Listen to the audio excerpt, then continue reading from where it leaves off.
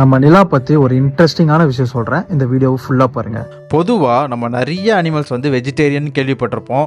ஆனால் அந்த விஷயம் வந்து உண்மையே கிடையாதுங்க. இப்போது ஒரு எக்ஸாம்பிளுக்கு நம்ம நிலாவே பார்த்துக்கோங்களேன். அவள் வந்து மோஸ்ட்லி நெக்டார் பேஸ்ட், அதுக்கப்புறம் ஃப்ரூட் பேஸ்ட் தான் சாப்பிடுவான். நான் இனிஷியலாக நினச்சேன். அப்புறமா தான் தெரிஞ்சது இவங்க வந்து அவங்க உடம்புல ப்ரோட்டீன் கம்மியாக இருக்குது அப்படின்னா அது தேவைக்கு இன்செக்ட்ஸோ இந்த மாதிரி எக்கு, சிக்கன் என்ன கிடைக்குதோ அதெல்லாம் சாப்பிட்ருவாங்க. நம்ம நிலான்னு மட்டும் இல்லை, மோஸ்ட் ஆஃப் த பேரட் வந்து இதை செய்வாங்க. அவங்களுக்கு கிடைக்கும் போது பூச்சி, புழுக்கள் இந்த மாதிரி என்ன கிடைக்குதோ சாப்பிடுவாங்க. நானே பார்த்துருக்கேன் லைவா. நிலாவே வந்து சம்டைம்ஸ் வந்து வண்டு ஏதாவது வந்தால் பிடிச்சி சாப்பிடுவா.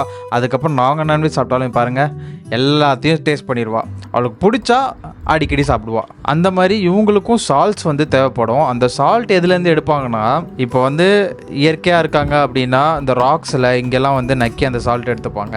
இப்போ நம்ம வீட்டில் இருக்கலாம் என்ன பண்ணுறாங்கன்னா, நம்ம ஸ்வெட்லாம் ஆகுதில்ல, வந்து நம்ம ஸ்கின்னை நக்கிறது, அதுலேருந்து அப்படியே அந்த சால்ட் அவங்களுக்கு தேவையான சால்ட்டை எடுத்துக்கிறது.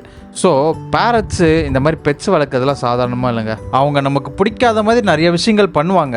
ஆனால் அது எல்லாத்துக்கும் பின்னாடி ஒரு ரீசன் இருக்கும். அவங்களுக்கு தேவைன்னு தெரிஞ்சு தான் பண்ணுறாங்க. அதனால் நம்மளும் வந்து அவங்கள பற்றி நல்லா முழுசாக தெரிஞ்சுக்கிறது ரொம்பவே நல்லதுன்னு நான் நினைக்கிறேன். அடுத்த வீடியோவில் பார்க்கலாம். பாய்.